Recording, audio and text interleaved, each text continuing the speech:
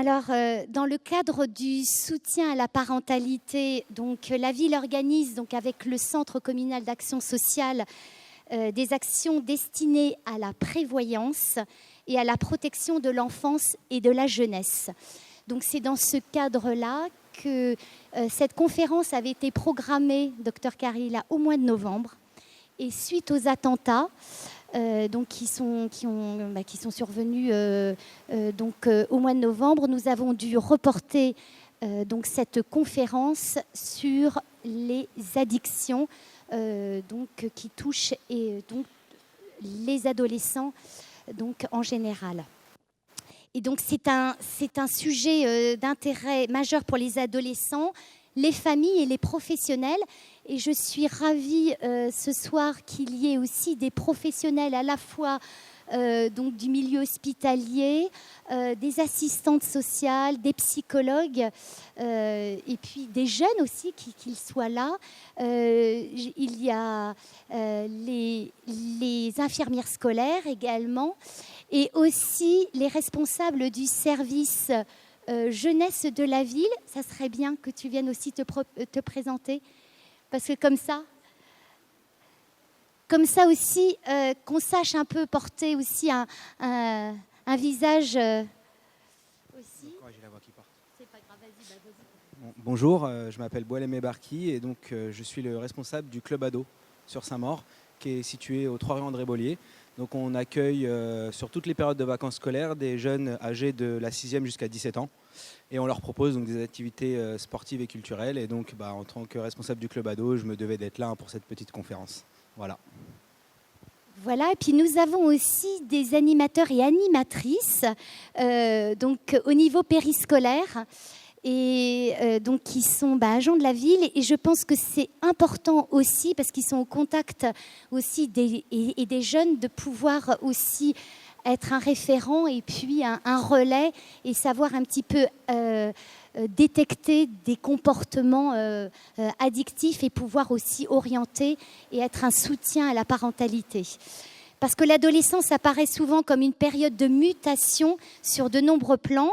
C'est aussi un temps de changement et des doutes, un peu de prise d'autonomie, le temps des premières expériences, des premières rencontres et consommation de différents produits psychoactifs et des surconsommations des réseaux sociaux et des écrans également. On cite l'enquête sur les consommations des adolescents de 2014 menée par l'OFDT, l'Observatoire français des drogues et des toxicomanies, montre que la consommation du cannabis est en augmentation chez les adolescents. Ce phénomène est devenu un problème de santé publique. Donc il devient urgent de s'y intéresser et de prendre en considération ces données statistiques. Et donc on a considéré que cette hausse de consommation nous posait question et on essaie là ce soir de mieux comprendre pour mieux agir. Et c'est la raison pour laquelle nous accueillons aussi le docteur Laurent Carilla. Mais je voulais aussi vous présenter le docteur Jouari, qui intervient. Venez là aussi, docteur. Qui intervient aussi, parce que c'est un médecin à la retraite. Alors, allez-y, docteur. Oui. Moi, j'interviens depuis très longtemps, depuis au moins 6 ans dans les collèges, en classe de 3e, de façon bénévole, classe par classe. Je leur fais une information sur l'alcool, le cannabis et le tabac. Voilà. Voilà. Bon, après, on pourra réagir. Donc, le docteur Laurent Carilla, qui est psychiatre et addictologue à l'hôpital Paul Brousse à Villejuif et qui est spécialisé dans les comportements addictifs. Docteur Carilla, vous êtes aussi auteur de nombreux ouvrages.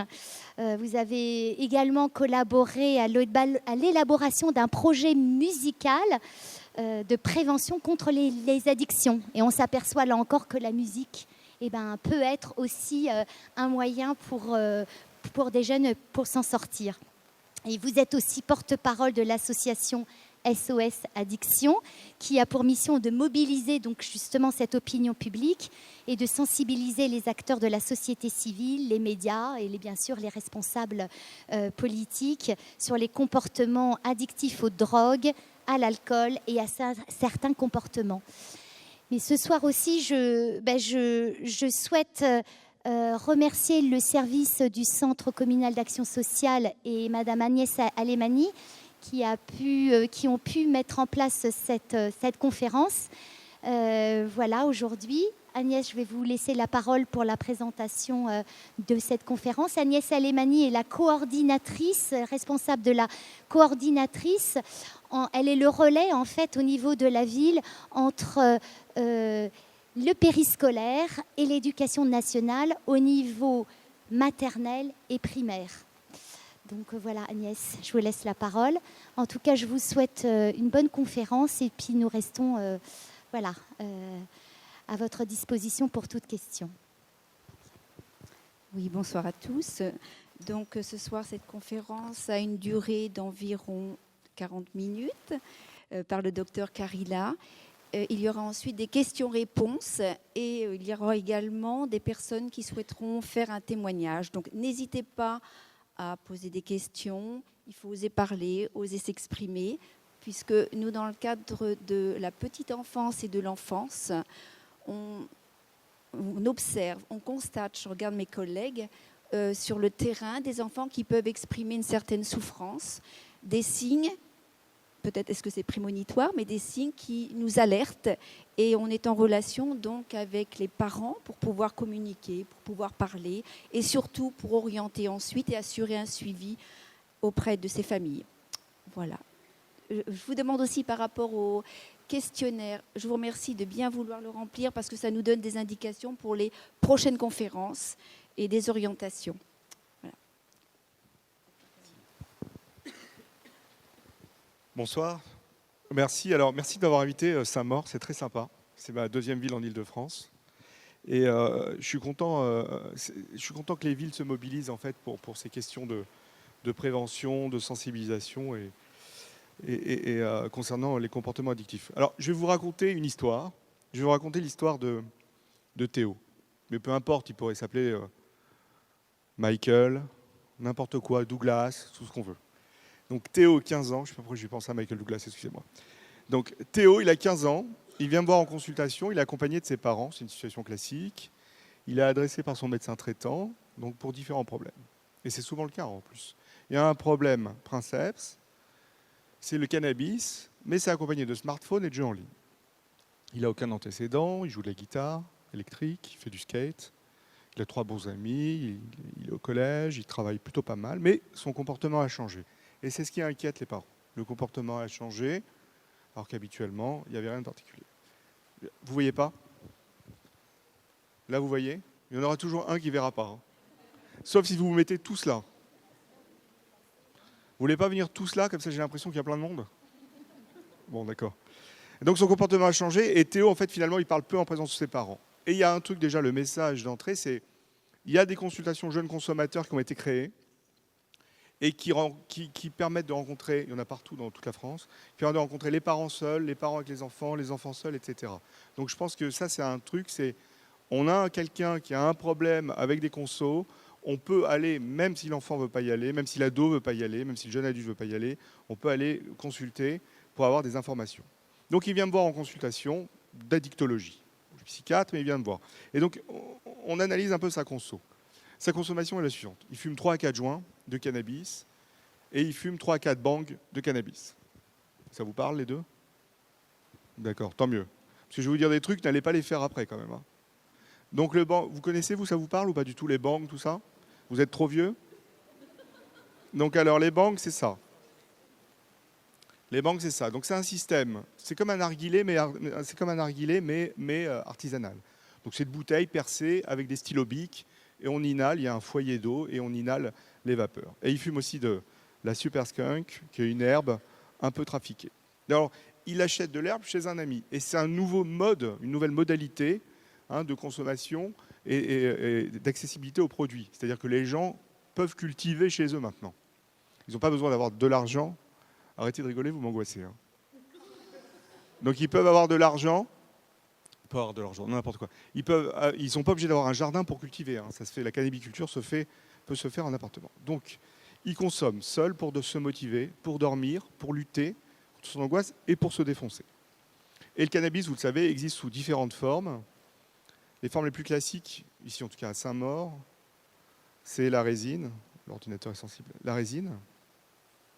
Vous avez également l'herbe. Et vous avez ce qu'on appelle l'huile. L'huile est très dosée en principe psychoactif du cannabis. Et l'huile, on en consomme peu, hein, heureusement. L'huile fait vite décompenser sur le plan psychiatrique parce que c'est très très dosé en THC. Le THC, c'est le principe qui rend addict au cannabis. Et ça, c'est un nouveau phénomène aussi. Vous voyez en bas, le blunt. En fait, ce sont des joints, mais au lieu que ce soit un papier de cigarette, ce sont des papiers de cigare. Et le problème de ce phénomène de blunt, c'est qu'il est amplifié par le hip-hop américain qui glorifie les blunts. Vous voyez, les acteurs de hip-hop américains glorifient les blunts. Alors, il y a différentes façons de fumer. Donc, le joint, c'est le plus classique. Le bang, le narguilé, mais ça se consomme peu sous cette forme-là. Et vous avez ça, c'est un autre système, ça s'appelle le gangbong. C'est tout le monde fume en même temps. Le gangbong. Tout le monde va inhaler en même temps. Le problème de ce gangbong, c'est que c'est vecteur de... Évidemment, tout le monde se refile ses virus. D'accord ? Il n'y a aucun filtre, parce que tout le monde fume dans une espèce de grand récipient. Et c'est assez problématique au niveau du poumon. D'accord ? Alors, excusez-moi, la photo du joint n'est pas belle, mais voilà ce qu'il y a dans la fumée d'un joint. Dans la fumée d'un joint, on retrouve quoi ? Déjà, on n'est pas en Jamaïque, ici on est à Saint-Maur, et à Saint-Maur, on mélange, enfin Saint-Maur ou ailleurs, hein, on mélange le tabac au cannabis. D'accord ? Donc ce sont des composés mixtes. D'accord ? Donc il faut prendre tous les effets délétères du tabac, plus tous les effets délétères du cannabis. Et je vous rappelle, mais vous le savez, que le tabac, c'est la première cause de mort évitable dans le monde, et ça tue une personne sur deux. D'accord ? Alors que le cannabis, non, ne tue pas une personne sur deux. Donc il y a ces choses-là. Donc qu'est-ce qu'il faut voir ? Dans la fumée du cannabis, qu'est-ce qu'il y a ? Quand on fume un produit, quel que soit le produit, ça produit du monoxyde de carbone, qui est toxique pour le sang et les muscles. Ça, c'est le premier point. D'accord ? Donc vous imaginez bien, chez quelqu'un qui est en cours de puberté, ça touche ses muscles, ça touche tout ce qui est sanguin. Vous avez d'autres substances qui sont cancérigènes, vous avez d'autres substances qui sont irritantes, c'est des substances mixtes, à la fois de la fumée du cannabis, à la fois de la fumée du tabac, et vous avez le THC qui rend addict. D'accord ? Quand on est addict au joint, au cannabis, c'est le THC qui est responsable. Ça va, j'ai l'impression de vous déprimer, ça va ? D'accord. Parce que vous êtes calme. En même temps, c'est pas la peine de crier. Alors voilà ce qui se passe pour Théo. Quand il fume, il a les yeux rouges. Ça, c'est un marqueur aspécifique de consommation. Les yeux rouges de mon enfant, c'est un marqueur. On appelle ça l'hyperémie conjonctivale. Mais ça, c'est un terme barbare pour le Scrabble. Quand il fume, il a l'impression que son corps sort de son corps. C'est un effet du cannabis sur le cerveau.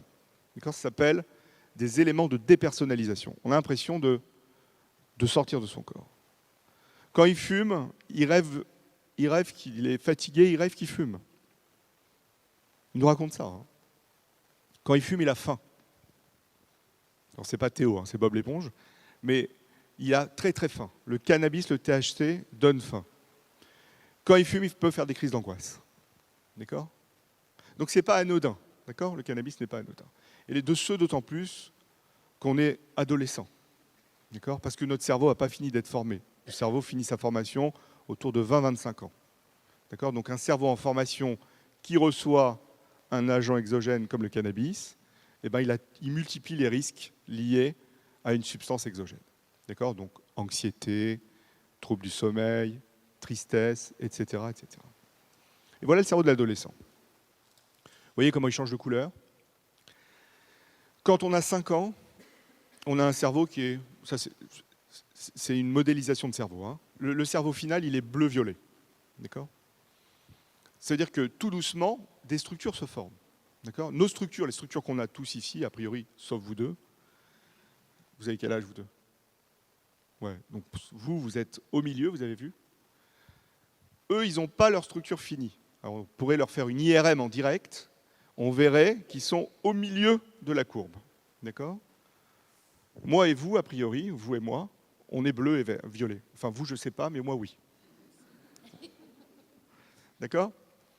Mais si vous consommez des substances, vous altérez le bleu et le violet. cerveau ne devient pas bleu-violet. C'est schématique ce que je dis. C'est-à-dire que les récepteurs qui se forment dans votre cerveau ne se forment pas. Parce que le THC du cannabis va agresser le cerveau. Et en fait, à chaque fois qu'on fume des joints quand on est ado, eh ben c'est comme si on mettait des coups de pioche dans une falaise. Et plus vous mettez des coups de pioche, plus ça s'effrite. Et plus ça s'effrite, plus ça tombe. Et c'est ce qui se passe. Et c'est quoi les répercussions chez les ados de la consommation de cannabis? Elles sont d'abord scolaires et sociales. D'accord? Et si on est vulnérable à des maladies psychologiques, psychiatriques, eh ben on va développer ces maladies-là. D'accord? Et voilà ce qui se passe dans le cerveau. Dans le cerveau, vous avez plein de régions. On a tous ces régions-là, vous et moi. Enfin, vous aussi. Mais... Donc, on a des régions, vous voyez, en vert, du mouvement, des régions de la sensation, on a une région de la vision, une région de la coordination, une région de la mémoire, une région, le reward, c'est la récompense, et une région de jugement. Il y a plein de régions comme ça, avec des récepteurs qui se forment. Ben, le cannabis va se fixer partout. Et s'il se fixe partout, eh ben, il altère la finalisation de ces régions. C'est-à-dire on va avoir des mouvements moins précis, moins de sensations, une vision un peu altérée, une coordination qui peut être altérée, la mémoire qui est très touchée, la récompense qui est surstimulée, et quand on surstimule la récompense, eh ben on n'arrive plus à prendre de plaisir pour les choses, puisqu'on recherche en permanence de la récompense quand on est addict. Et le jugement qui est altéré, ça a des répercussions scolaires. Tout le monde ne devient pas addict. On devient addict quand vous voyez, il y a différentes cases, et au centre, c'est le développement avec la puberté, la maturation cérébrale, etc., qui va interagir avec en haut des facteurs génétiques, en bas avec des facteurs environnementaux, et la drogue se situe là, dans la case environnement. Mais vous voyez bien que dans ce schéma-là, il y a aussi les comportements, le tempérament, la personnalité, et tout ce qui est développement cérébral. Vous voyez bien, tout est en interaction. Et pour être addict, il faut que toutes les cases soient déséquilibrées. Et vous voyez que la drogue, n'importe quelle drogue, c'est valable pour toutes les drogues, elle fait partie d'un des éléments de l'environnement. D'accord ? C'est-à-dire que ce n'est pas que la drogue qui rend addict. C'est tout ça qui rend addict. D'accord ? Alors je ne dis pas qu'il faut prendre des... Quand on prend des drogues, on a plus de risques. Mais c'est un des facteurs. C'est-à-dire, consommer avec des copains, on a un oncle qui a des problèmes, on est plutôt tendance à moins dormir, à être triste, on a une puberté qui est un peu altérée, et puis très précocement, on a été exposé à des substances, et bien là, il y en a plus de risques. D'accord ? Par exemple, il y a un truc qui est typiquement français, faire boire de l'alcool, du vin, au baptême des enfants à des petits de 5 ans. Vient terminer le vin. On boit une petite gorgée. Moi, j'ai envie de dire, c'est pareil que de leur donner une ligne de coke. Donnez-leur une ligne de cocaïne, c'est pareil. Alors, je ne veux pas diaboliser le truc, mais c'est une réalité. C'est-à-dire que vous avez vu le cerveau, comment il est. Eh ben, si vous leur donnez de l'alcool, si vous donnez de l'alcool précocement à un cerveau pas formé, s'il est vulnérable, vous ne pouvez pas savoir s'il est vulnérable ou pas, l'enfant. Ben, s'il est vulnérable, il y a un risque. D'accord ? Je vous ai bien déprimé, là. On a tous une échelle de plaisir. Ça, vous le savez. On a une échelle de plaisir qui varie de la dysphorie à l'euphorie. Et vous voyez, on passe par des cases. Tous les jours, tous les matins, notre échelle de plaisir se met en route. Même le soir. Donc ça passe de la dysphorie qui passe par l'anédonie. L'anédonie, c'est l'envie de rien. L'ennui, je suis négatif. Il y a un équilibre. Je me sens bien, je suis intéressé, je prends du plaisir et je suis euphorique. C'est ce que vous ressentez actuellement en m'écoutant. Vous voyez ? Et donc en permanence, vous équilibrez ça. Tout le temps. Il y a des matins, vous n'êtes pas bien. Il y a des jours où vous avez envie de rien. D'autres jours, vous êtes super intéressé. Vous avez vous vous sentez super bien, euphorique, etc. C'est normal. Quand on est addict, il n'y a pas mes produits. Ça déséquilibre en permanence cette échelle.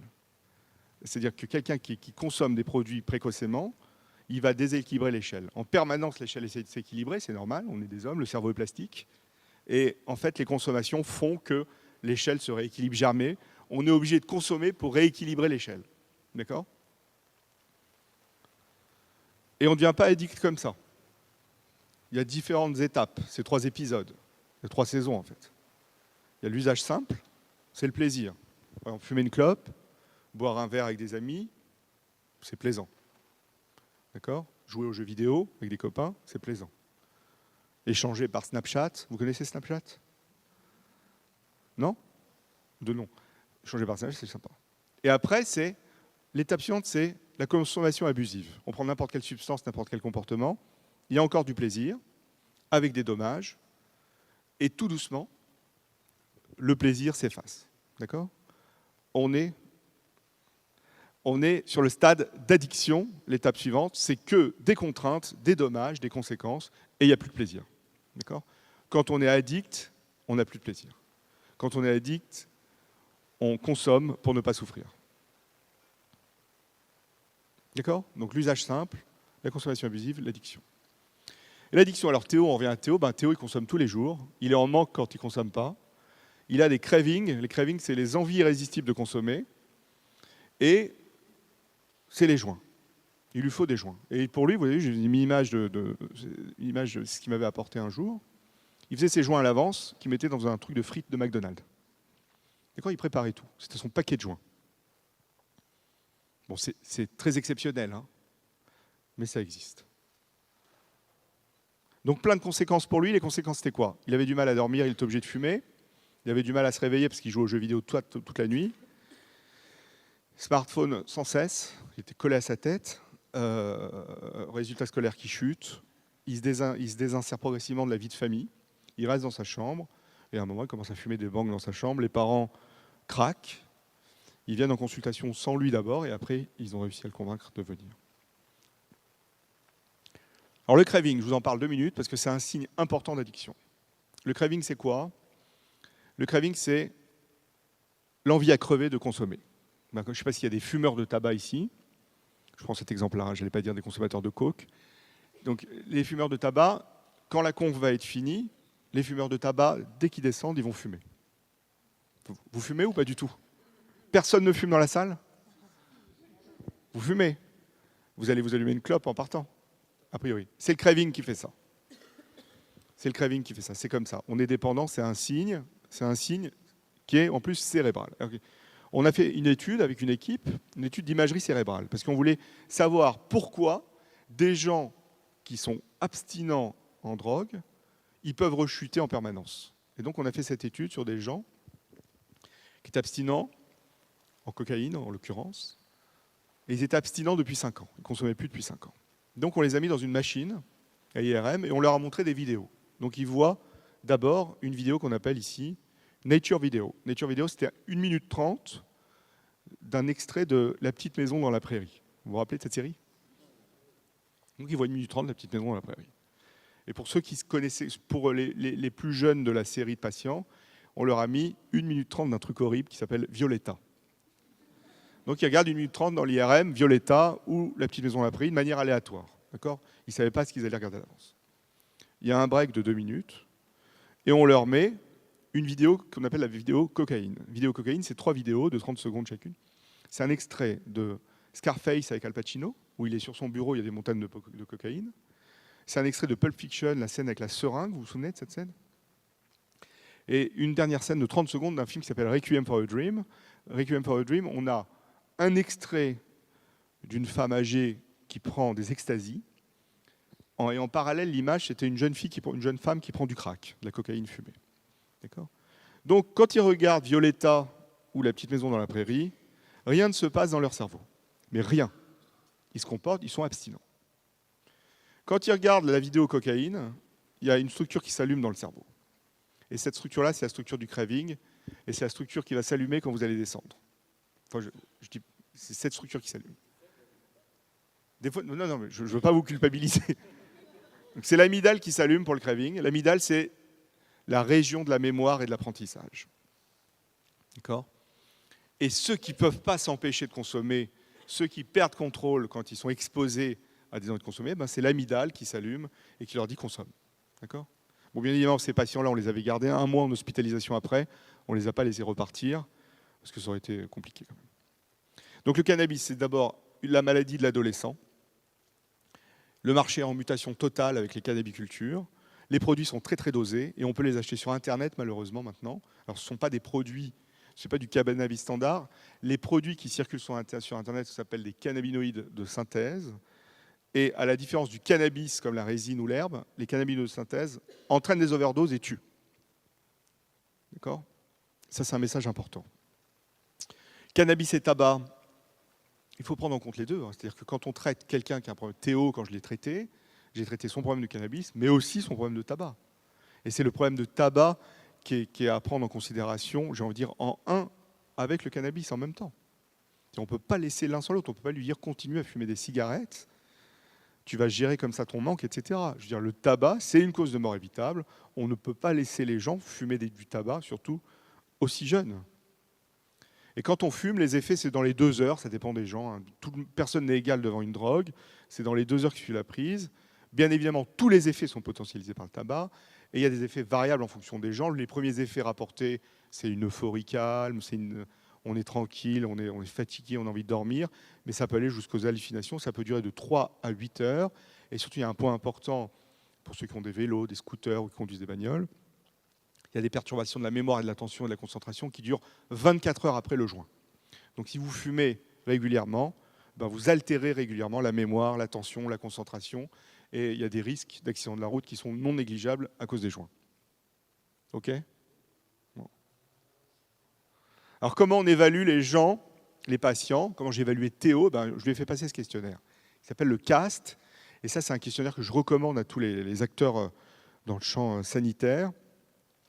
C'est un questionnaire qui a été développé par l'OFDT, que j'ai développé avec l'OFDT, sur des variables. Il y a 6 variables. Consommer avant midi, consommer seul, les problèmes de mémoire, la tentative de réduction, essayer d'arrêter sans y arriver, et les problèmes causés. Et donc avec des scores, on sait où se trouve le patient. Et plus le score est élevé, plus on met en place en fonction des scores en fait, des modalités d'action et des stratégies de traitement. Alors, les clés, je vous donne quelques clés comme ça de consulte, mais on évalue la situation où vit l'enfant, et on évalue tout, l'école, la famille, loisirs, les relations, quand et pourquoi il fume, la quantité, la fréquence, la place de la consommation dans la vie. Est-ce qu'il consomme d'autres substances en dehors du tabac ? Souvent, il y a l'alcool qui est là, le binge drinking, c'est non négligeable. Il y a aussi des petites consommations d'autres substances comme les poppers, ou le MDMA, ou la cocaïne. Mais le truc qui est capital, c'est il faut qu'il y ait un axe parent-enfant dans la prise en charge. C'est ça qu'il faut d'abord reconstruire. Donc l'idée, c'est les messages parentaux, c'est des exemples comme ça de phrases de parents, de patients. J'aimerais parler avec toi de quelque chose qui m'inquiète, j'aimerais qu'on trouve ensemble un moyen de surmonter les difficultés actuelles. Ça, c'est des trucs de base qui permettent d'essayer d'avancer un peu. C'est facile en théorie, mais en pratique, il faut essayer tout doucement de remettre les choses. Il faut reprendre des limites, il faut refixer, il faut reparler de la transgression sans forcément punir. Alors, fouiller la chambre, aucun intérêt. Dans la reconstruction de la bienveillance, relation parent-enfant, ça n'a aucun intérêt. Il vaut mieux fouiller la chambre tous ensemble. Vous voyez, je veux dire, ça n'a aucun intérêt. Ça ne marche pas, de toute façon. Vous pouvez le faire automatiquement avec un rôle parental, ça ne marche pas. Faire des tests urinaires, le parent aux enfants, aucun intérêt. Et c'est fait. On le voit. Moi, je vois des parents qui achètent des lots de sticks de tests pour tester leurs enfants, aucun intérêt. Ça, c'est les 2 trucs. Pour briser la confiance de base, c'est le meilleur moyen. Et comme c'est un enfer, le système familial, il faut vraiment tout un peu reconstruire. D'accord ? Donc, les clés qu'on utilise, on va utiliser des techniques comportementales, c'est-à-dire réapprendre à pourquoi tu fumes, qu'est-ce que tu pourrais faire d'autre à part fumer, comment tu pourrais gérer ton envie, comment tu pourrais gérer tes frustrations, etc. Modifier l'environnement. Donc, on travaille sur tout ce qui est autre source de plaisir, puisqu'il fume parce que justement, il n'a plus de plaisir. On travaille sur l'estime de soi, sur la gestion de l'anxiété. Et c'est à la fois individuel et à la fois familial. Alors, je vais vous présenter différentes situations de consommation. Les parents disent « J'ai trouvé par hasard du cannabis dans les affaires de mon enfant. Qu'est-ce qu'on fait ?»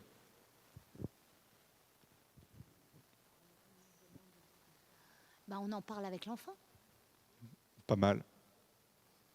Autre chose ? Les copains ? Quoi ? C'est pas un hasard. Ouais. T'es un peu mytho, toi. Hein. Alors voilà, en gros, c'est un travail qu'on a fait avec les Suisses. Trouvé par hasard. Fouiller, ça ne sert à rien. Il faut en parler. Donc, je vous ai dit, fouiller, ça ne sert à rien. On va être encore plus inquiets, les parents vont être encore plus inquiets. Relation de confiance va être compliquée avec l'enfant. Direct, on en parle. J'ai trouvé du cannabis, par hasard. Ça, c'est le premier truc à faire. Et on explique comment on a trouvé le cannabis. Je sais pas, c'est le photographe. D'accord. Il faut expliquer comment le cannabis a été trouvé. Il faut évoquer la situation. Donc ça, c'est les premières choses. D'accord ? On trouve par hasard. Direct, on y va, on explique. Voilà, j'ai trouvé. Je fais tomber un morceau de résine. Et il faut connaître un peu les parents, il faut connaître un peu les différentes formes de cannabis, les différentes modalités de consommation. Il faut savoir un peu sans être spécialiste, bien évidemment. Autre situation. Je pense que mon enfant consomme du cannabis. D'accord ? Vous avez un doute sur la consommation. Donc, c'est le dialogue avec l'enfant. C'est le truc, ça va être toujours la même chose. Dialogue avec l'enfant. La préoccupation, il faut aller l'exprimer sans l'accuser. Extrêmement compliqué, mais il faut le faire. C'est de l'entraînement. Il faut utiliser les changements que vous avez remarqués chez l'enfant ou chez l'ado. D'accord ? Il y a eu des changements observés. Ça vous inquiète. Vous allez exprimer ces inquiétudes. D'accord ? Et vous voyez tout de suite comment votre enfant réagit. D'accord ? Il y a blocage, il fume. On essaye la consultation jeune consommateur. Il refuse. Vous y allez, vous. Enfin, les adultes y vont. Il ne fume pas. Vous avez eu un doute. Il ne fume pas. On parle de changements autres que les consommations et comment améliorer les choses de sa vie personnelle. D'accord ? Dialogue impossible. Ça, vous connaissez cette situation aussi. Qu'est-ce qu'on fait ?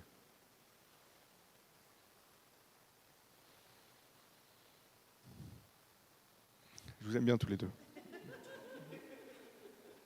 Qu'est-ce qu'on fait quand le dialogue est impossible ? Il faut exprimer les choses. Il faut exprimer le regret de ne pas arriver à communiquer, c'est le premier point. Les obstacles, il faut les analyser. Il y a un ou plusieurs obstacles et il faut réfléchir en modèle parental à comment améliorer la situation d'amélioration des choses. Donc, il y a un truc qui est capital et ça ne faut pas se culpabiliser. C'est normal de fixer des limites au sein d'un noyau familial et au sein d'un appartement, d'une maison. Et il ne faut surtout pas banaliser, excusez-moi, de ne pas banaliser la situation. Donc c'est là où, d'emblée, dialogue impossible, il faut proposer de se rendre ensemble à la consultation, une consultation spécialisée. Ça peut être en CJC, ça peut être un point d'écoute, ça peut être dans une association, peu importe. Mais l'idée, c'est déjà, les parents, de ne pas rester dans le flou total. Il faut avoir des informations sur la consommation, sur les consommations, sur la situation à clarifier. Et il ne faut pas se mettre dans une atmosphère, une ambiance horrible. Il faut essayer au maximum de dédramatiser les choses. Donc, s'il y a refus total, ça existe ça aussi, ces situations-là, elles sont fréquentes. N'hésitez pas à aller en consultation, vous, pour avoir des infos. Vraiment, je le dis, je reçois fréquemment des parents sans leurs enfants pour avoir des avis, pour avoir des petites méthodes et surtout pour remettre en place un réseau avec le médecin généraliste, qui est le premier acteur, avec l'infirmière scolaire, pourquoi pas, et avec d'autres acteurs. Alors, l'autre situation, c'est mon fils fume du cannabis. Ça, vous le savez. Donc, on ne focalise pas. Alors, vous savez qu'il fume du cannabis et c'est compliqué, mais il fume du cannabis. Donc, il faut, pas focaliser sur le cannabis, mais focaliser sur les autres choses. Il faut pas de dramatisation, pas d'accusation. Il faut essayer de mettre en place des changements à la maison, à l'école. Il faut parler un peu avec les copains aussi. Il faut évaluer sa situation, mais pas que liée à la drogue. Comment il va, comment il se sent, comment ça se passe à l'école, comment il voit les choses concernant sa consommation, sa vie scolaire et sa vie sociale. Et si vous dit qu'il a des problèmes, il faut mettre en place des stratégies, et ce n'est pas des stratégies avec une psychologue, ou une infirmière, ou un infirmier, ou un médecin traitant, qui ne va pas se focaliser justement sur le cannabis. D'accord ? Le cannabis, ça arrivera. Il y a plein de situations. Dans ce salon, on l'a déjà vu. Ah oui. Mon fils fume du cannabis. Vous exprimez le souhait qu'il arrête, il refuse. Ça, vous connaissez cette situation-là aussi, probablement, de manière abstraite. Donc l'idée, le compromis passe par la réduction de la consommation. C'est extrêmement, enfin, vous voyez, c'est un peu dur à dire, mais il faut le faire. Donc il y a une réduction de la consommation. Et ensemble, on essaye de faire une réduction des risques.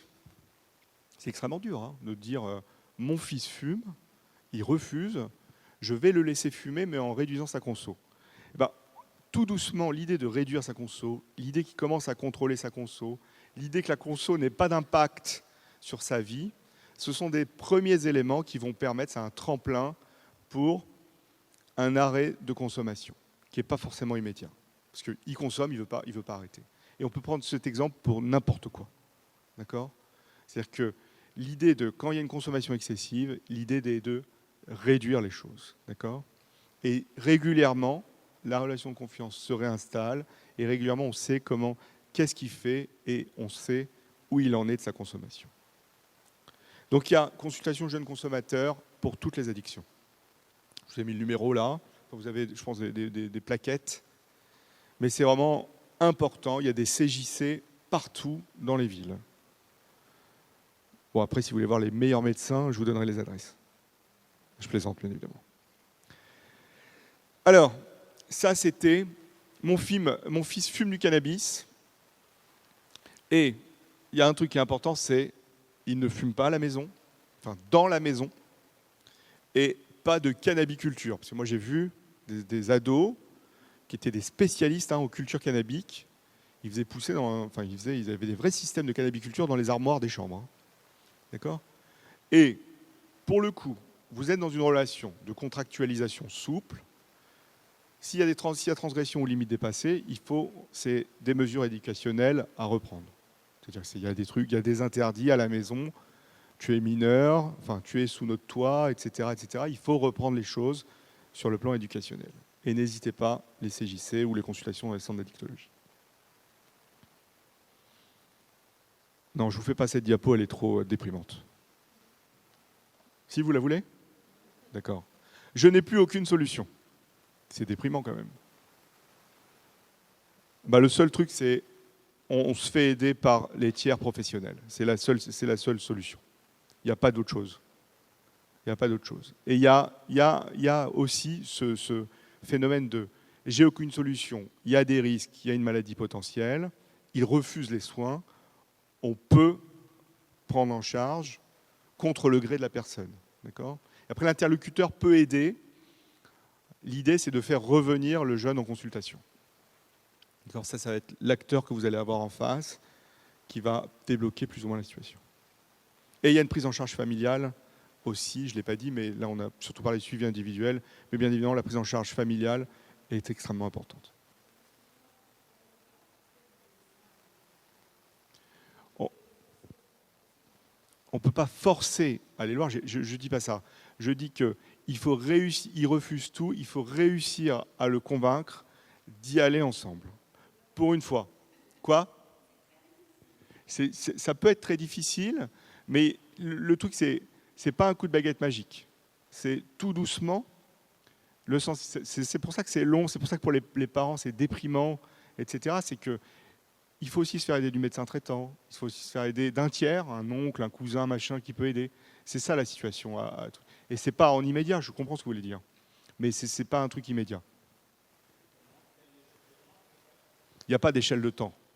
Il n'y a pas d'échelle de temps. Il y a des ados, ils ont mis 6 mois avant de venir. Il y a des ados qui peuvent mettre 1 an avant de venir.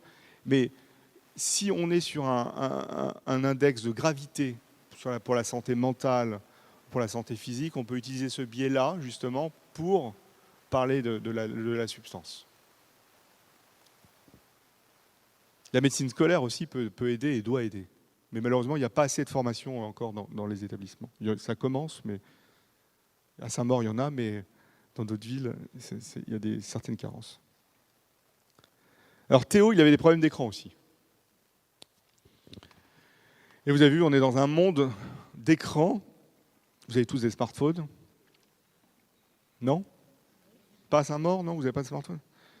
Vous avez tous des tablettes ? Vous avez 14 ans, vous. Il n'y a pas de réseau, ouais, c'est ça. Ordinateur, bon, vous n'avez pas la télé.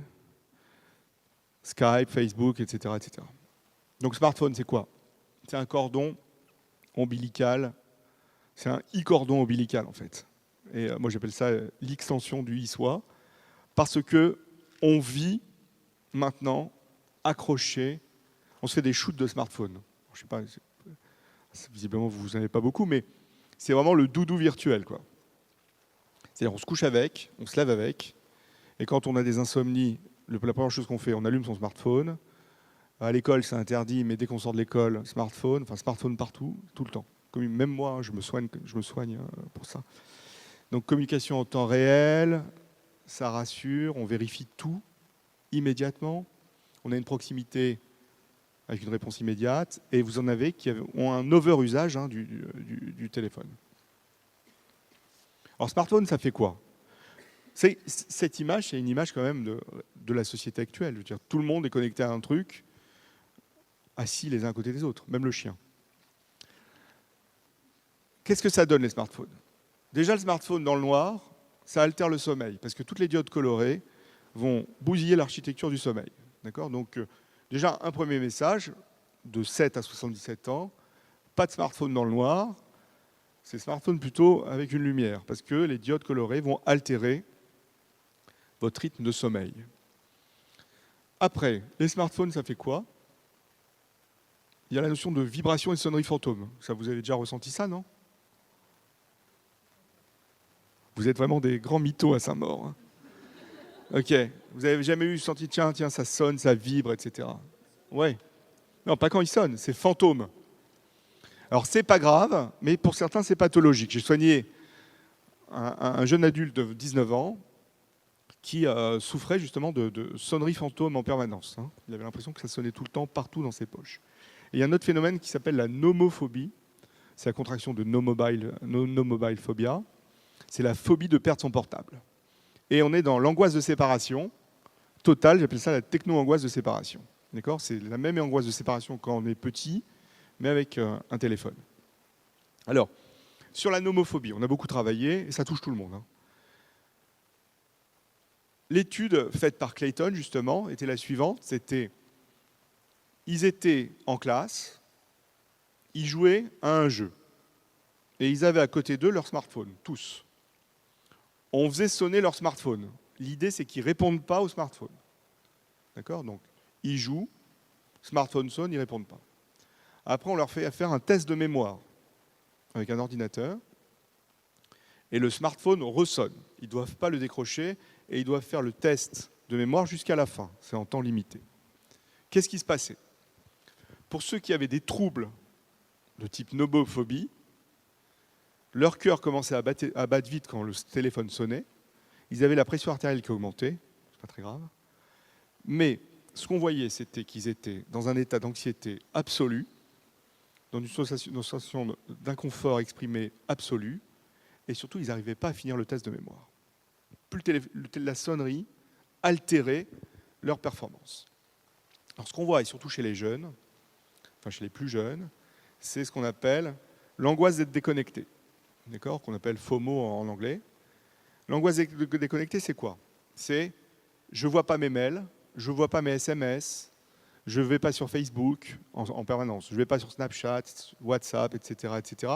Ils ont peur de rater les échanges, les chats, tous les moments virtuels et tous les statuts possibles sur tous les réseaux sociaux. D'ailleurs, il faut que vite je finisse la conf pour voir mes SMS. Et on est dans une addiction comportementale. D'accord? 10% des personnes interrogées sont dépendantes à leur smartphone comme des dépendants à des drogues. D'accord? Mais on est dans une interaction pas homme-produit, mais homme-machine. D'accord? Et tous les autres signes cliniques, finalement, ce sont les mêmes signes qu'on voit avec des substances. D'accord? Le comportement répétitif, le craving, donc l'envie de consommer, perte de temps, l'urgence à se connecter, le manque, c'est le sevrage, la tolérance, c'est se connecter non-stop, et il y a des conséquences. Alors bien sûr, on ne va pas faire une dépression, parce qu'on, quoique, c'est un mauvais exemple. On ne va pas faire une schizophrénie parce qu'on surconsomme son smartphone, mais là, des études récentes montrent que l'utilisation abusive et excessive d'écrans, peu importe les écrans, sont des facteurs de risque d'anxiété et de dépression. Donc on est dans un système, vous avez vu, comportemental, addictif. Alors les mesures, qu'est-ce que je vous donne les mesures, par exemple, sur les smartphones addicts que je désintoxique. C'est c'est plein de petites règles comme ça comportementales, je vous donne certains exemples. C'est 1, on ne répond pas à la seconde. 2, on coupe tout ce qui est alarme, flash, qui annonce les messages, les notifications, etc. On évite le smartphone, ça c'est dur, dans certaines situations, réunions, on voit maintenant dans les réunions, dans les amphis à la fac, etc. Vite, on sort le smartphone, etc. On évite tout doucement, on s'entraîne à plus sortir son smartphone comme un revolver. Pendant les vacances, on fait des breaks smartphone. Alors, tout ce qui est digital detox, ça, que vous entendez à la télé, c'est, excusez-moi, c'est pas scientifique, mais c'est de la connerie commerciale. Donc, l'idée, c'est plutôt se fixer des temps. D'accord ? Et pour les adultes, par exemple, on évite ce que j'appelle les apéros smartphones. C'est quoi ? On prend tous l'apéro ensemble, enfin pas nous, mais... Et on est tous avec nos smartphones à checker des trucs sans arrêt, on boit des coups et on check. D'accord ? Ça, on évite dans la désintox smartphone. Ça, c'est mon mentor qui me l'avait conseillé. Il m'avait dit, Laurent, fais-toi un no man's land numérique. Va en Tanzanie, va n'importe où. Enfin, c'est exagéré, mais en gros, c'est break numérique total. D'accord ? Mais break numérique total, l'idée, c'est d'aller dans une région où on n'a pas de réseau, en fait. Ouais, ça, c'est une déconnexion. Et ça fait du bien. Moi, j'ai tenu 3 heures. Et ça fait du bien. Autre truc, pas de smartphone à table, en famille, entre amis, etc. C'est des règles simples. Mais quand je prends les patients sur 4 séances, comme ça, ils remplissent tout doucement leurs étapes. Ils arrivent tout doucement à reprendre le smartphone comme un outil plaisant, finalement. Quand vous discutez avec les gens, inutile d'aller vérifier tout sur smartphone, inutile. Et surtout, il y a un truc, je vous l'ai dit, par rapport au sommeil, il vaut mieux couper le smartphone quand on se couche, parce que c'est quand même un outil, c'est vraiment le vrai doudou quand même. Et on voit des ados, par exemple, qui se couchent avec le smartphone sur l'oreille. C'est vraiment devenu quelque chose, un outil vraiment très, très addictogène. Alors, avant de dormir, il vaut mieux éviter le smartphone, trop. On peut, on ne va pas commencer à tout diaboliser, mais il faut éviter. Dans le noir, je vous ai dit, c'est pas bon pour le sommeil. Si vous avez une insomnie, il vaut mieux éviter d'aller vous jeter sur votre smartphone. Il ne faut pas utiliser le smartphone comme un anxiolytique, un antidépresseur, tout ce que vous voulez. Et éviter, ça c'est pour les plus jeunes, les nounous smartphones. Vous êtes au resto avec vos potes, et les enfants, vous leur donnez des tablettes et des smartphones. Vaut mieux éviter. Alors, je sais que c'est difficile, mais vaut mieux éviter. Sur les jeux vidéo. J'aime bien cette diapo parce qu'elle dit la réalité de l'usage excessif des jeux vidéo. Je ne vais pas diaboliser les jeux vidéo c'est très très bien, mais les jeux vidéo peuvent ruiner la vie des gens. D'accord ? Et il y a une vraie addiction aux jeux vidéo chez certains. Donc, c'est souvent les parents qui repèrent le problème. C'est-à-dire qu'ils décrochent au niveau scolaire, ils décrochent au niveau familial, ils décrochent au niveau, alimentation, ils décrochent au niveau activité, etc. Donc quand on sent une décroche, il faut aller se renseigner sur la question et il faut tout doucement faire interagir. C'est exactement les mêmes profils que ce que je vous ai expliqué tout à l'heure pour le cannabis. Les jeux les plus addictogènes, ce sont les jeux qu'on appelle les jeux de rôle, les first-person shooters, les jeux de tir. Par exemple, GTA, qui est un best-seller des jeux, vous connaissez GTA quand même ? Ouais. C'est un jeu très très addictogène, GTA. Très, très... Mais plus que GTA, c'est ce qu'on appelle les jeux en ligne qui tournent en permanence. Les jeux massifs multiplayer, les joueurs en ligne. Donc tout le monde joue ensemble, via Internet, dans le monde entier. Et il y a un système de chat.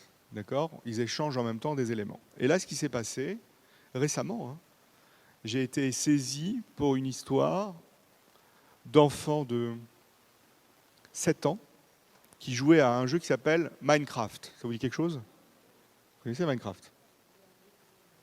Minecraft, c'est comme une sorte de Lego. C'est nul, ouais, c'est normal, t'as 14 ans. Bon, Minecraft, les 7-8 ans, ils adorent Minecraft. Et il y en a qui jouent à Minecraft en ligne, 7-8 ans. Donc sur des tablettes. Les parents filent les tablettes, on joue à Minecraft, c'est pas grave, Minecraft c'est un jeu sympa. Et ce qui s'est passé sur l'affaire où j'ai été saisi, l'affaire médicale, moi je suis intervenu sur le médical, c'est que sur le chat, ils ont reçu des informations de va te connecter sur des sites porno, ils donnaient les adresses. Et les enfants se sont connectés sur les sites. Et donc ils ont vu du porno en streaming, et ça a posé problème, globalement. Parce que les enfants l'ont raconté à l'école. Vous imaginez comment tout prend en cascade. Donc, sur les massifs multiplayer games, c'est-à-dire les jeux en ligne, il y a le chat, le jeu tourne en permanence, c'est très très très addictogène, donc on peut laisser jouer bien sûr, c'est sympa, mais il y a des temps de jeu, d'accord ? Parce qu'on peut tout de suite s'embarquer dans des comportements excessifs, voire addictifs. Ça c'est pour les plus grands, Candy Crush, ça c'est les parents, ouais. Candy Crush, les parents, Criminal Case aussi, les parents, et ça c'est Boom Beach, ça c'est entre les deux. Alors les conséquences des jeux vidéo, c'est quoi ? La consommation excessive, pardon. La consommation excessive de jeux vidéo, il y a plein de signes en fait. Il y a la fatigue, maux de tête, des douleurs, l'hygiène qui s'altère, il y a des troubles de la vision, troubles alimentaires, troubles du sommeil. Et on montre que les jeux entraînent des symptômes dépressifs et des symptômes anxieux. Donc c'est-à-dire que quand on prend en charge les jeunes avec ces problèmes de jeux vidéo, on va tout de suite rechercher ça, dépression et anxiété, parce que les jeux peuvent masquer ça en fait. D'accord ? Et en fait, le jeu peut être utilisé comme un antidépresseur ou un anxiolytique. Ça entraîne des troubles du comportement. Il y a une étude américaine qui a montré que, vous voyez, le first-person shooter avec plein de sang, où on dégomme tout le monde, et plus on consomme jeune, c'est comme l'alcool, etc., plus on risque d'avoir des troubles de comportement en société. Alors ça ne veut pas dire qu'on va partir avec une mitraillette et tuer tout le monde, mais ça aide, on va être plus agressif à l'école, on va moins bien travailler, etc. D'accord ? Les signes pour repérer les ados qui ont des problèmes de jeu, c'est aspécifique complètement. C'est l'isolement, une estime de soi basse, on a du mal à gérer ses frustrations, il y a des crises de nerfs, et on interfère, il y a des problèmes avec la vie quotidienne. Dès qu'on n'arrive plus à contrôler son temps de jeu, c'est plus compliqué. Quand on n'a plus de règles de vie, c'est plus compliqué. Quand on se désinsère de la vie familiale, c'est compliqué. Et surtout, un des marqueurs importants, c'est la chute des résultats scolaires. C'est vraiment un marqueur qui est aspécifique, mais qui est quand même fort. Les parents jouent un rôle important. Alors les parents, c'est quoi ? Il faut savoir à quoi les jeux, le type de jeu auquel les enfants jouent. Il y a le système de contrôle PEGI, avec les âges. Il faut quand même respecter plus ou moins ces normes. Il y a des jeux qui sont interdits aux moins de 18 ans, c'est interdit aux moins de 18 ans. D'accord ? Pas la peine de se positionner en addictologue avec les enfants ou en psychothérapeute. On va utiliser des termes simples, manque, besoin, le perte de contrôle. On peut utiliser des exemples qui ressemblent un peu au tabac. Couper l'accès à Internet, couper l'accès aux nouvelles technologies, ça n'a aucun intérêt. C'est pareil que fouiller la chambre pour le cannabis. Aucun intérêt. C'est-à-dire que vous ne résolvez pas les problèmes. Vous pouvez le faire, vous, dans un rôle de dire, bon, on te punit, on te coupe l'accès et tout, ça ne change rien au problème. Et même, ça peut être encore pire. Donc les règles, dès le début, c'est-à-dire que maintenant, tout petits, ils ont accès aux tablettes, etc. Même les marques de jeux habituelles développent des tablettes, etc. Il faut connaître le contenu du jeu. Il faut poser des durées de temps de jeu. La fréquence hebdomadaire de jeu. Le système de contrôle parental, c'est capital. Il y a un contrat de jeu qui est souple, mais qui est basé sur, par exemple, des résultats scolaires. Ça peut être autre chose. On surveille ce que font les enfants sur les tablettes et les smartphones sans être intrusif. On joue avec les enfants. Alors ça, c'est dur de jouer aux jeux vidéo. Souvent, ça n'intéresse pas beaucoup.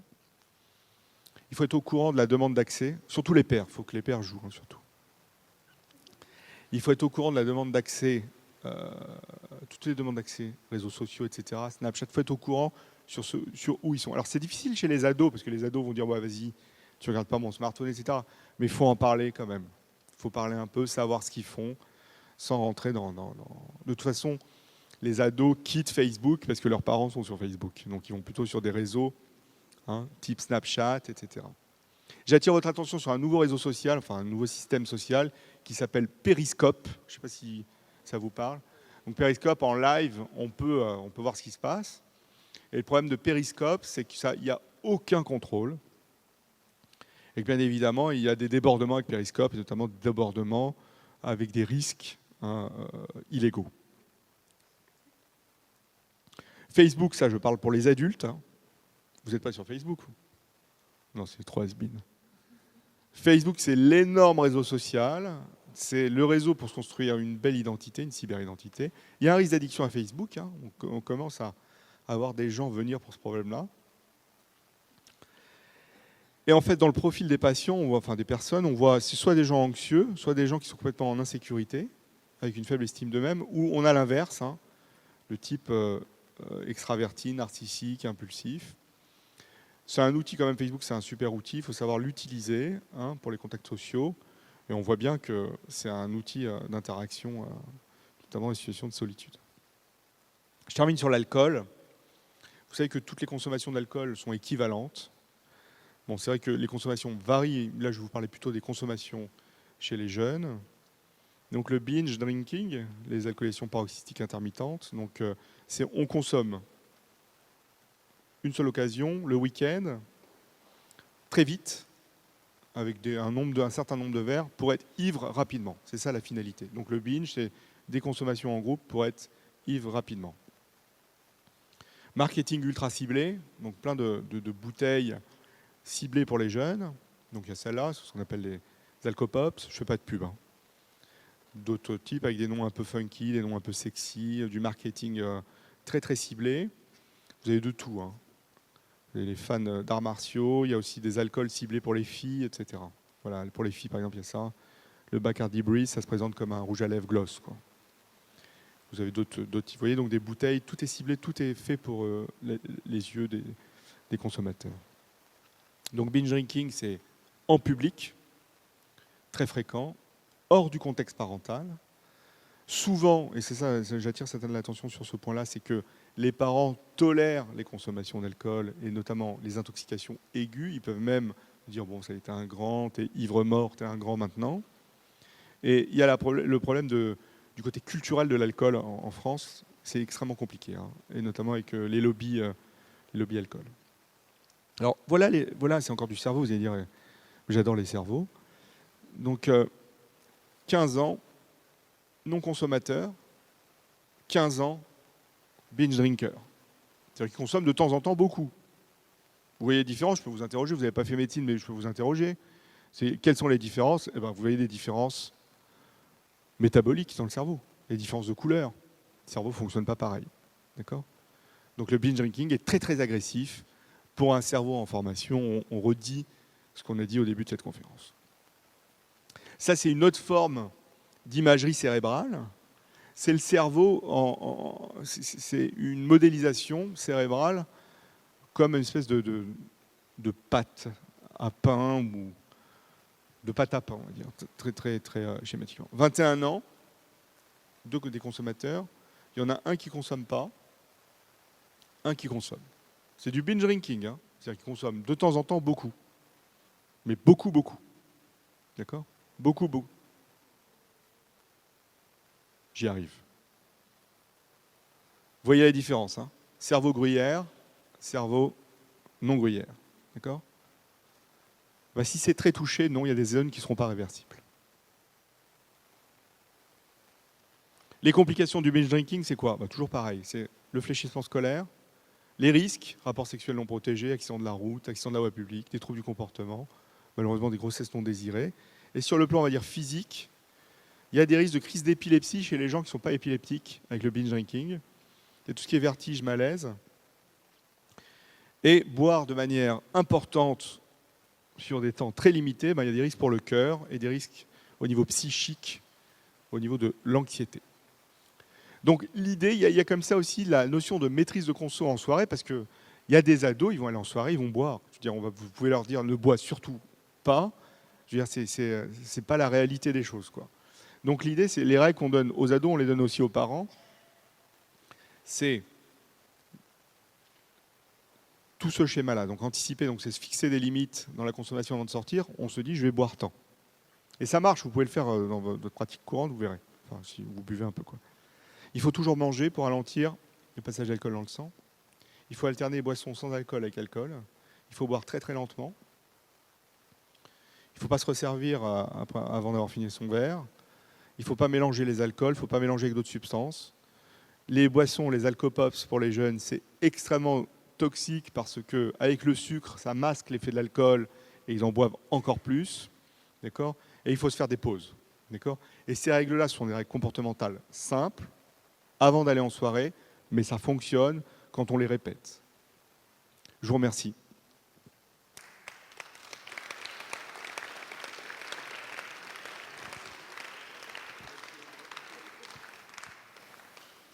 Merci docteur. Et puis on voit là vos 2 livres, entre autres Accro, qui est un livre qui est très bien fait, justement, que l'on vous conseille à lire. Voilà, maintenant, questions-réponses avec la salle, si vous avez des questions en particulier. N'hésitez pas. Vous êtes là, vous êtes là pour ça. Hein.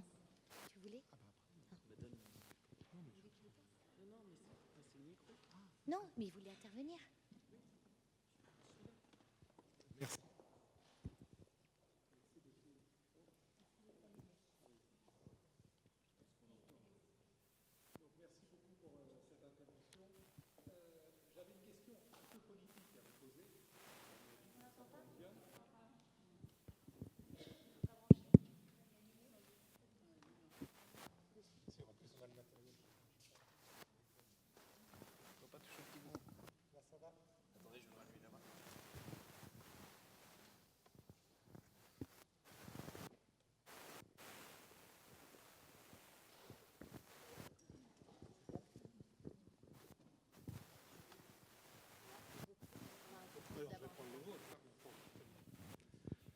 Bon, merci pour cette intervention qui a été très instructive. Et moi, j'avais une question un peu politique à vous poser. C'est normal, on est en mairie. Qu'est-ce que j'ai entendu récemment aux actualités qu'on envisageait, que des membres envisageaient de dépénaliser le cannabis. Bon, c'est vrai que l'aspect de lutter contre les réseaux mafieux est entendable, mais c'est quand même une drogue très dangereuse, d'après ce que vous avez présenté. Et je voulais savoir ce que vous en pensiez au niveau de la santé publique. C'est quelle tendance, ça marche ? Républicain. Alors, le seul souci, c'est que notre maire, notre député maire Sylvain Berrios est contre la dépénalisation. Donc, je pense que là, enfin voilà, c'est plutôt cette tendance-là. Mais bon, voilà.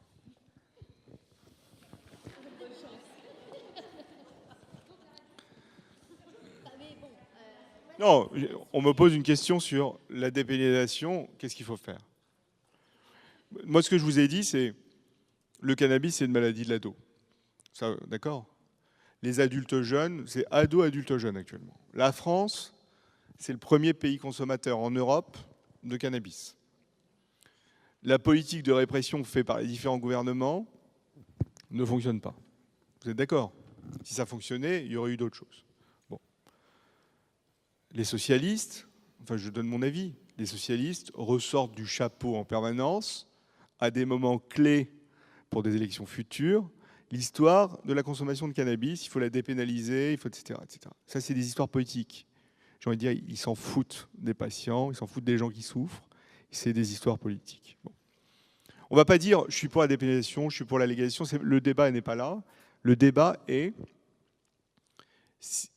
est-ce qu'il faut dépénaliser ? Ça veut dire modifier la loi qui encadre, la loi de 70, qui encadre l'ensemble des conduites addictives, et notamment le cannabis. Et si, on a des exemples qui fonctionnent très très bien,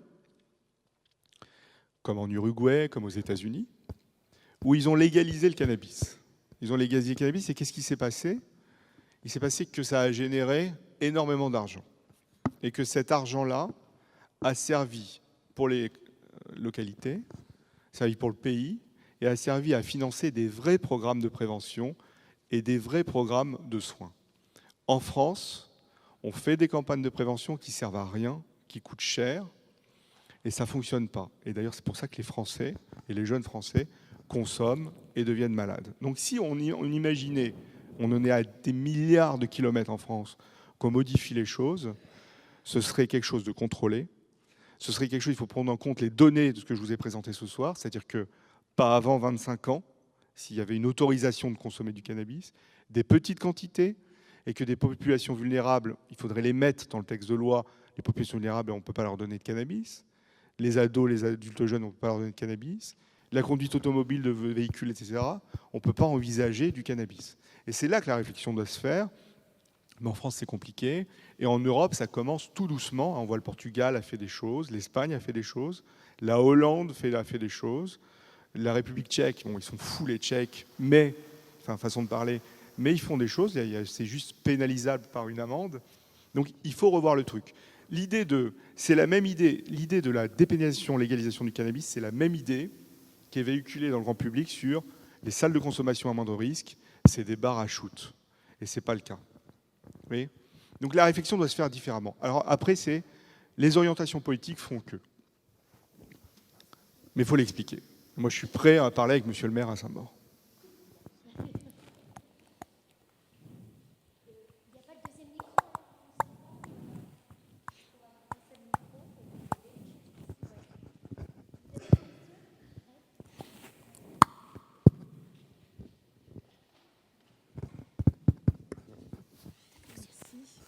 C'est juste une petite question technique que je n'ai pas compris au cours de votre intervention. C'est par rapport au film, comment est-ce que ça pouvait reproduire l'addiction? C'est comment l'addiction à la cocaïne pouvait recommencer après avoir vu les films que vous citez. Je n'ai pas compris quelle impression ça faisait au cerveau, pourquoi ça marche. Je n'ai pas compris le mécanisme. Voilà, c'est ça ma question. Vous m'entendez? Oui, vous m'entendez. Pourquoi un fumeur de tabac, après 20 ans d'arrêt de cigarette, il peut refumer et encore plus qu'avant? Parce que quoi? Il a stressé. Et que fait le... Pourquoi que, parce qu'il est stressé, il va refumer? Pardon? C'est ancré dans sa mémoire. D'accord. Mais pourquoi, quand on est stressé, on ne va pas faire des substances? En fait, c'est exactement ce que vous dites. J'ai l'impression de ne pas m'entendre. Il marche? Ça marche? Non, il ne marche pas. Vous m'entendez? Je préfère celui-là. Vous m'entendez? Bon. Parce que vous dites, le stress, il est fumé, il est stressé, il se remet à fumer. Qu'est-ce que ça fait chez lui? Le stress, c'est exactement comme voir les films de cocaïne. En fait, on leur provoque un stress. Ils stressent, ça rallume la zone de la mémoire et de l'apprentissage. Et le cerveau, lui, se rappelle que des bonnes choses. Le cerveau, il ne se rappelle pas des mauvaises choses. Il se rappelle que des bonnes choses, avec n'importe quelle substance, n'importe quel comportement. Donc c'est pour ça qu'il rechute. Vous avez des questions, les copains?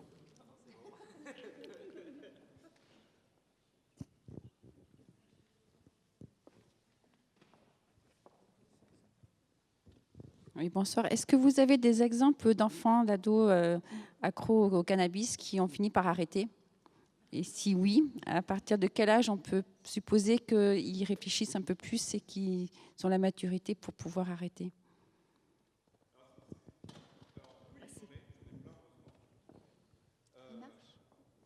J'en ai plein.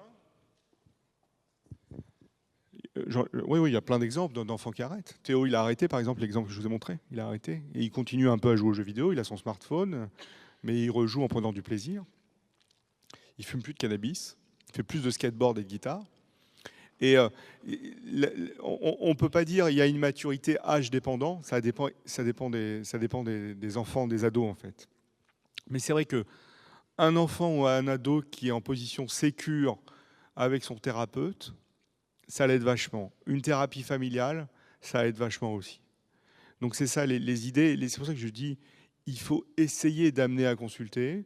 Il faut essayer à ce qu'il y ait une bonne alliance thérapeutique avec le thérapeute.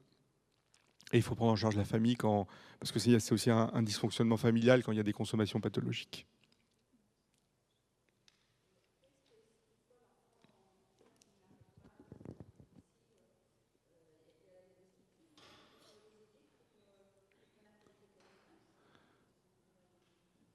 Il y a des structures hospitalières?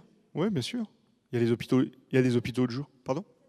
Oui, bien sûr, il y a des hôpitaux de jour ados. Il n'y en a pas beaucoup, mais il y en a. Il y en a à la PHP. Hein? Il y en a un à Créteil. Il y a des hôpitaux de jour. Alors, il y a la maison des ados à Cochin. Si. La maison des ados à Cochin. Ah, ici, d'accord. Oui, il y a les hôpitaux de jour.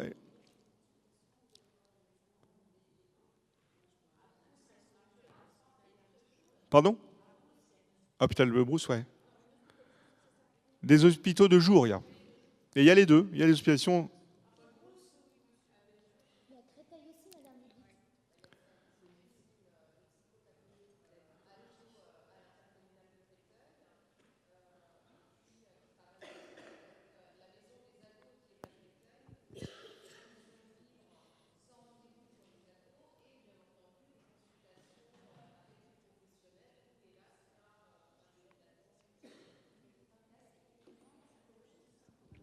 De toute façon, la prise en charge, elle est à la fois médicale, psychologique et sociale, addicto. Hein.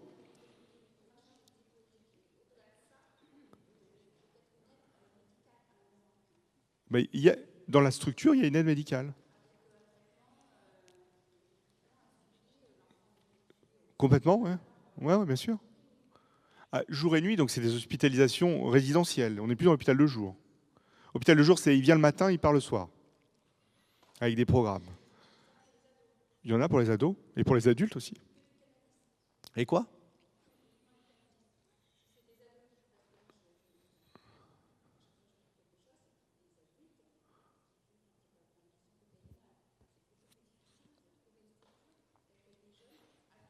Hôpital Paul Brousse à Villejuif, Créteil, Bicêtre, il y en a partout à l'assistance publique.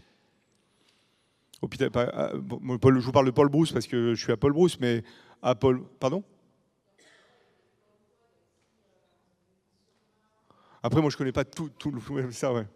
Mais moi, vous avez des hôpitaux de jour qui prennent en charge les addictions. Mais encore une fois, comme je vous l'ai dit tout à l'heure, vous avez vu le schéma avec toutes les cases. C'est que l'addiction, c'est un problème, mais il y a d'autres problèmes à côté. Donc, il faut prendre en charge tous les problèmes.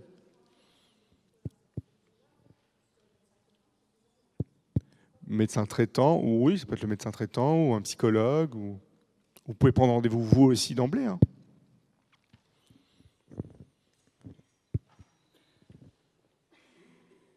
Alors à ce titre, on souhaiterait vous faire partager. Oui, Sophie qui souhaitait justement faire un témoignage. Bonjour. Donc pour revenir à votre question, moi donc en tant qu'ancienne consommatrice, j'ai fait des hôpitaux de jour et complets.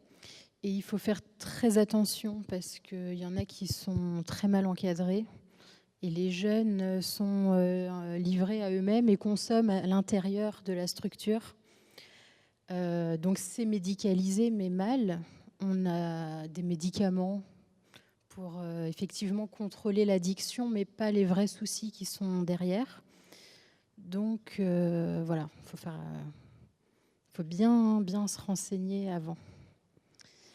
Et donc, moi, j'avais un message rassurant, oui et non. Déjà, comme quoi on peut s'en sortir.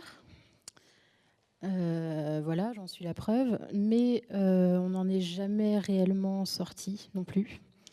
Parce qu'après, c'est un combat de tous les jours. Et j'en ai eu encore l'exemple avec le discours...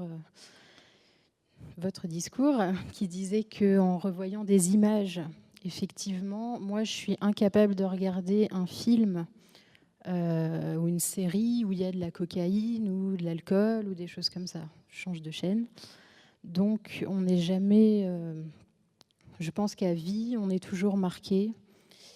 Et aussi dire que ça touche pas... Enfin, j'ai entendu beaucoup de parents qui disaient que ça ne pouvait pas toucher leurs enfants, qu'il y avait un bon... une bonne relation, voilà, parent-enfant, un bon dialogue, et c'est complètement faux. J'ai une très très bonne relation avec ma famille et ça n'a rien à voir. Donc voilà, c'est vraiment à la portée de tout le monde et ça touche tout le monde. Et aujourd'hui, c'est extrêmement facile de s'en procurer partout. Et je pense qu'il n'y a pas assez de prévention dans les écoles, malheureusement. Et je voudrais dire aux jeunes qui sont là, il n'y en a pas beaucoup. Je vais vous reprendre vous, je suis désolée. Mais au début, c'est vrai que ça peut paraître un jeu, c'est une fête, c'est un amusement, mais ça tue.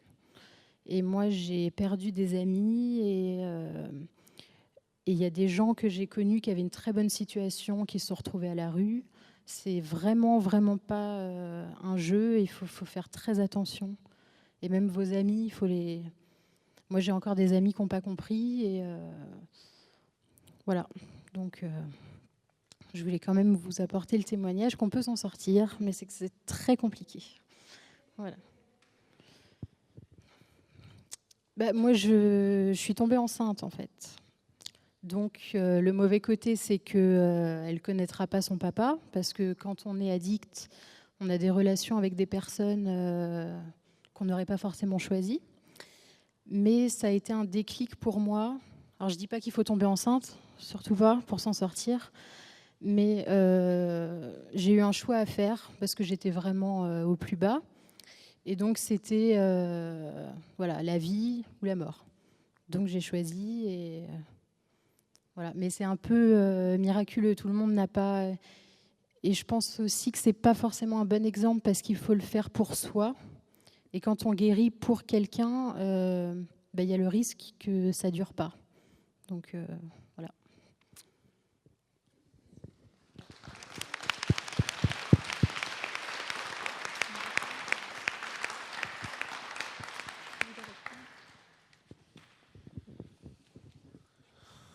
Merci pour votre témoignage qui est très touchant. Et oui, c'est une réalité, c'est que souvent la personne a des déclics et vous dites quelque chose de très vrai, c'est il faut guérir pour soi, pas pour les autres. Et c'est vrai que même si on a la pression derrière, ça marche que si on le fait pour soi. Et moi, je dis aux patients, il faut être égoïste, vous pensez qu'à vous, mais il faut que vous mettiez en place vos stratégies, les petits trucs qui vous ont déjà fait réduire, les petits trucs qui vous ont déjà fait arrêter. Il faut les utiliser, on va vous aider. Et bien sûr, il faut se faire aider. Parce que je crois que c'est extrêmement difficile. Comme vous le soulignez, c'est qu'on n'est pas, enfin je vous l'ai dit aussi, on n'est pas, quand on est addict, on n'est pas que addict à une drogue, on a des problèmes psychologiques, on a des problèmes physiques, et il faut tout traiter, et des problèmes sociaux, peu importe la gravité, mais il faut tout traiter en même temps, et c'est ça qui est vraiment important dans la prise en charge. Voilà, écoutez, si vous avez... Il y a d'autres questions? Oui.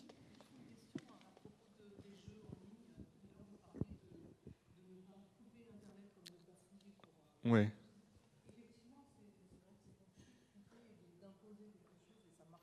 Ça marche pas.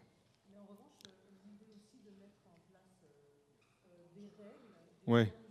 Ouais.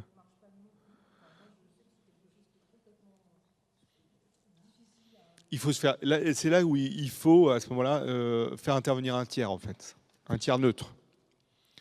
Un tiers neutre, ça peut être un professionnel ou ça peut être quelqu'un en qui la personne, l'enfant, l'ado a confiance. C'est difficile à entendre, mais c'est une réalité. Et c'est la situation que vous racontez, c'est une situation extrêmement fréquente avec les jeux vidéo. C'est-à-dire que les parents coupent, ça marche pas. Ils mettent des contrôles parentaux uniquement, ça marche pas. Parce que ils les contournent, oui, ils contournent les contrôles parentaux. Et de toute façon, quand vous coupez les accès, ils vont jouer chez les copains ou ils vont jouer dans les bars ou dans les clubs, les cafés web, etc. Donc c'est ça. C'est en fait, le jeu devient un symptôme de problèmes et il faut identifier les problèmes. Le médecin traitant peut interagir en première ligne.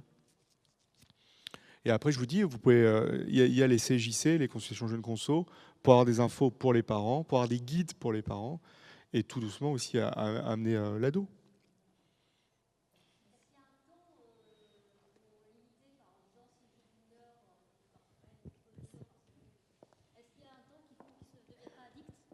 Non, le facteur temps, c'est pas.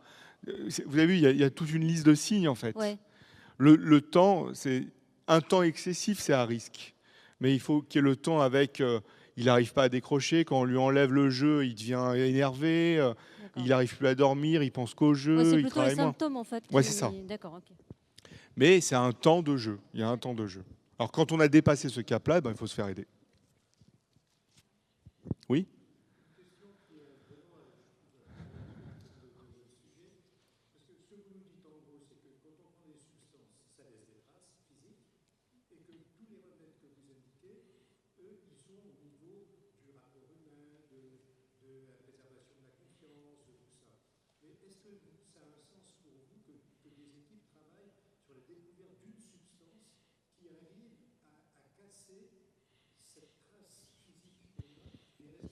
Bien sûr. Bien sûr, mais on utilise des médicaments. On utilise des médicaments pour les addictions au cannabis, etc., pour l'addiction à différentes substances. Le traitement, c'est un truc global, une prise en charge qu'on appelle intégrée, c'est-à-dire prendre en compte tous les éléments. Mais on utilise des médicaments pour aider à la désintoxication, des médicaments pour aider au maintien d'abstinence et des formes de psychothérapie associées. Un médicament seul, non, c'est utopique. Mais des médicaments dans une prise en charge, oui, ça est utilisé. Alors c'est vrai que chez les ados, on n'utilise pas beaucoup les médicaments. Voilà. Mais un ado qui est addict, il peut être déprimé en dessous, on va utiliser un antidépresseur. Mais après avis spécialisé, plus psychothérapie. Moi, j'avais une question, vous nous avez parlé tout à l'heure de la dépénalisation. C'est vrai que c'est très difficile de savoir je suis pour, je suis contre, il y a des arguments dans les deux sens. Et vous avez dit qu'en fait, si on dépénalisait, si on légalisait, on gagnerait de l'argent pour pouvoir mettre sur la prévention. Et est-ce que vous avez au niveau de la prévention, quelles sont vos pistes, vos idées? Si on avait l'argent de la légalisation? Oui. On pourrait faire des campagnes énormes. Parce que les campagnes qui sont faites actuellement, ça sert à rien. Toutes les campagnes, on dit en préventologie, des campagnes en one shot, c'est-à-dire en une fois, ça sert à rien. Il faut répéter les campagnes. C'est pour ça le problème à l'éducation nationale est le suivant, c'est que soit moi c'est ce qui arrive, c'est que ce sont des CPE, des directeurs, des proviseurs ou des profs qui sont sensibilisés, qui disent on va monter un programme, vous allez revenir. Et c'est ce qui a été fait dans l'ouest de la France, Nantes et toute la région. Ils sont hyper actifs, hyper dynamiques. C'est-à-dire ils font tous les ans des programmes, plusieurs programmes. Ça fonctionne, mais c'est sur leur budget en local. L'argent, les sommes apportées par une légalisation potentielle permettraient d'éponger une prévention énorme, de renforcer les soins. C'est vraiment, ça rapporte énormément. Donc l'idée, c'est ça. L'idée, c'est de la santé publique. L'idée, c'est pas légaliser, dire. Et de toute façon, légaliser, c'est pas dire à tout le monde vous fumez des joints dans la rue, etc. C'est pas ça le truc. Ça, c'est dans l'inconscient collectif. Mais légaliser, c'est des petites quantités à partir d'un certain âge, c'est quand même contrôlé, etc. En Uruguay, c'est pas devenu la débandade en Uruguay avec les choses. Mais l'Uruguay, c'est un modèle fabuleux, c'est-à-dire qu'il contrôle la production, la consommation, la distribution. Ça va être en pharmacie en juin 2016, contrôlé avec des taxes du gouvernement. Ils ont tout compris. Ils ont tout compris. Et c'est pas que pour apporter de l'argent aux gens. Il vaut mieux légaliser que faire du Panama Papers quand même.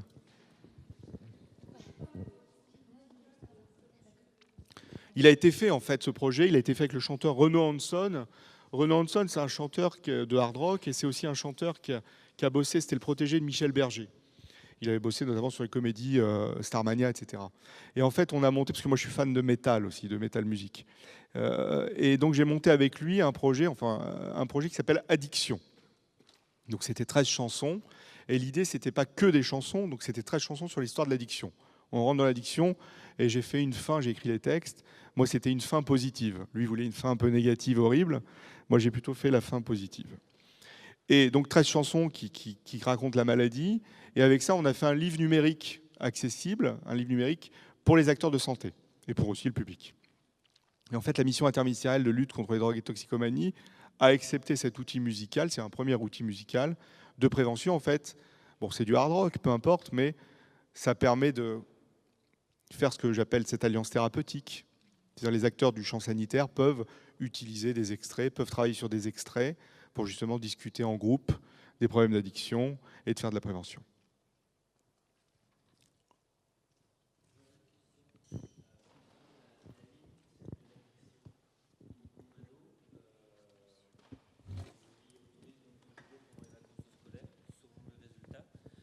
Ensuite, donc le soir à la maison, c'est pas de jeux vidéo. Les devoirs sont faits vite fait et ensuite c'est le téléphone portable que l'on essaye de bloquer. Et ensuite, donc, il n'y a pas non plus de sortie avec les copains. C'est vraiment rester dans sa chambre et jouer quand il peut jouer. Mais on ne sait pas dire s'il est addict ou pas à ça en fait. est-ce qu'il y a une limite? Les résultats ne sont pas négatifs non plus à l'école, même s'ils pourraient mieux faire, parce que après c'est pas le. Il a l'air d'aller bien, votre enfant, non? Ça a l'air, ouais. Mais après, voilà, est-ce qu'il faut qu'on s'en inquiète ou pas? Vous avez bien compris mon message. Il ne faut pas diaboliser ni banaliser. Le truc, c'est ça. C'est-à-dire on va pas dire.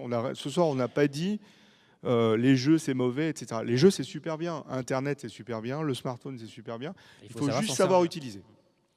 Et c'est vrai que nous, en tant que parents, on module un peu les choses sur la quantité de jeux, sur les temps de jeu, sur les moments de jeu.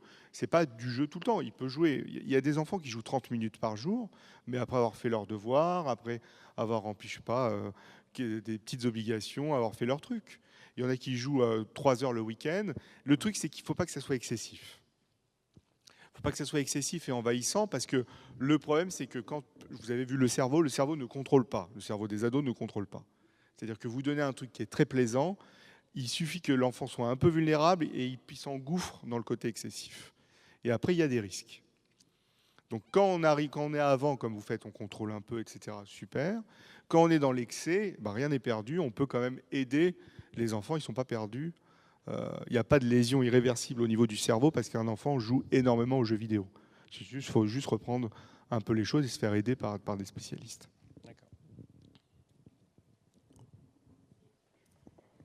Et là, l'enfant qui nie la situation qui est constatée par les adultes et qui vraiment trouve que tout va bien, alors que nous, le constat, c'est qu'il rentre dans tous les points du profil que vous avez pu faire et qu'on a amené plusieurs fois que non, il y avait à se poser des questions. Qu'est-ce qu'on peut faire? Vous l'avez amené consulter? Oui. Et ça ne fonctionne pas? Non. Et c'est sur des consommations, sans rentrer dans des consommations de substances ou de jeux? Non, de jeux. De jeux vidéo? Oui. C'est compliqué, hein, c'est compliqué. Moi, je pense qu'il faut, si ça n'a pas marché, il faut utiliser d'autres centres. Il faut avoir d'autres avis. Je ne sais pas si vous avez eu toujours le même avis, le même centre, mais il faut s'aider quand même au maximum de la structure sanitaire sur place. Après, il faut se faire aiguiller sur des spécialistes très spécialisés quand ça devient très très compliqué. D'accord ? Mais c'est pas quand c'est très très compliqué, il y a peut-être d'autres choses en dessous qui sont aussi compliquées. D'autres choses en dessous qui ne sont pas en rapport avec l'addiction forcément, et qu'il faut justement, l'addiction, là ici, joue peut-être le rôle, c'est la face émergée de l'iceberg en fait. Oui. Donc c'est le truc en dessous qu'il faut traiter, la globalité, et la thérapie familiale. Mais on est d'accord que dans les centres d'addiction, si la mise en lumière justement que si le jeu est la partie émergée et qu'il y a quelque chose de sous-jacent, dans le service, justement, vous êtes dans cette prise en charge ou pas du tout?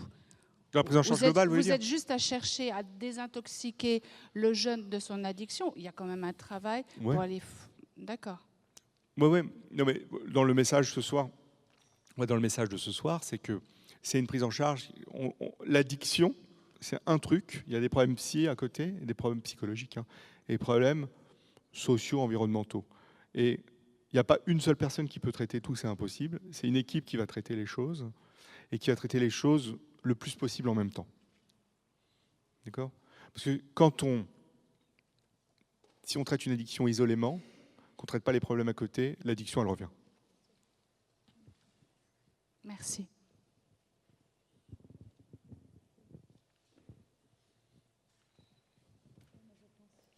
Merci, je vous ai bien déprimé. Passez une bonne soirée. Merci beaucoup, docteur. Merci. Je pense que ça nous a éclairés. Mais sachez que vous n'êtes pas démunis. Et puis, vous avez mon mail d'ailleurs, si vous avez des questions, et mon tweet si vous avez des petites questions. Voilà. Et puis, vous n'hésitez pas donc à remplir le questionnaire. Et puis, à prendre les documents qui sont à l'extérieur. Et vous avez aussi une feuille avec les documents, avec une bibliothèque de livres et de documents que vous pouvez vous procurer. Merci, bonne soirée.